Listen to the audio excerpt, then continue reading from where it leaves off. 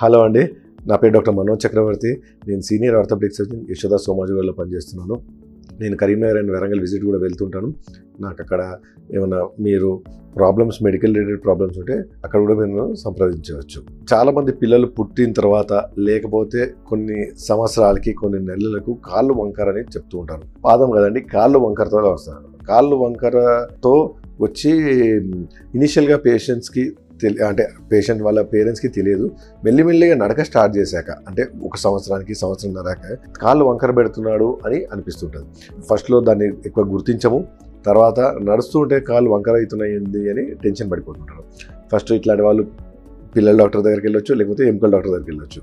మేము కాళ్ళు నిజంగా వంకర ఉన్నాయా లేకపోతే వంకర అనిపిస్తున్నాయా నడక బట్టి పేషెంట్ ఎక్స్రేలు చేయాల్సి వస్తుంది. ఒక లాంగ్ లెంత్ ఎక్స్రే తీసాక కాళ్ళు ఎంత వంకర అవుతున్నాయి, నార్మల్గా వంకర అవుతుందో నిజానికి వంకర ఎక్కువ అవుతుందో అనేది మనకు ఎక్స్రే ద్వారా తెలుస్తుంది. ప్లస్ ఏమైనా కాల్షియం లోపాలు ఉన్నాయా, విటమిన్ డి లోపాలు ఉన్నాయా, ఆర్థోపెడిక్ మెడికల్ ప్రాబ్లమ్స్ అయితే రికెట్స్ లాంటివి లేకపోతే ఇతరత్ర మెడికల్ ప్రాబ్లమ్స్ ఏమి ఉన్నాయో మేము నిర్ధారించుకుంటాం. ఈ కాళ్ళు వంకర పోవడానికి ఫస్ట్ మేము చేసే ట్రీట్మెంట్ ఏంటంటే కాల్షియం టాబ్లెట్స్ ఇవ్వడము, ఇంజెక్షన్స్ ఇవ్వడము, సన్లైట్ ముఖ్యమండి.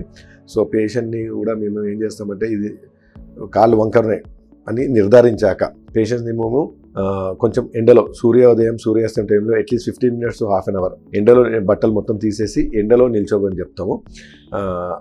నిర్ధారణ అయిపోయాక ఇది కంటిన్యూస్ చేసుకుంటూ పాలు తాగడము, కాల్షియం రిచ్ డైట్ తీసుకోవడము, ఇవి చేస్తూ అవసరం అంటే విటమిన్ డి ఇంజెక్షన్స్ కొన్ని ఇవ్వడము, లేకపోతే కాల్షియం రిలేటెడ్ సప్లిమెంట్స్ కొన్ని ఇవ్వడము, ఇవి చేస్తాం. ప్లస్ కొంచెము ఫుట్వేర్లో కొంచెం చేంజెస్ చేస్తాము. అంటే షూస్లో, చెప్పుల్లో చేంజెస్ చేస్తాము. ప్లస్ కొన్ని నైట్ స్ప్లింట్స్ అంటే కొన్ని స్ప్లింట్స్ చేస్తాం. ఇక డే టైంలో పిల్లలు అవి వేసుకోరు, మారం చేస్తారు, తీసి పక్కకు పెట్టేస్తారు. సో అట్లీస్ట్ నైట్ టైం అన్నా కొంచెం స్ప్లింట్స్ వేసి ఆ కాల్ని కొంచెం మడిచేటట్టు చేస్తాం. సో స్ట్రైట్గా వచ్చేటట్టు ప్రయత్నిస్తాం.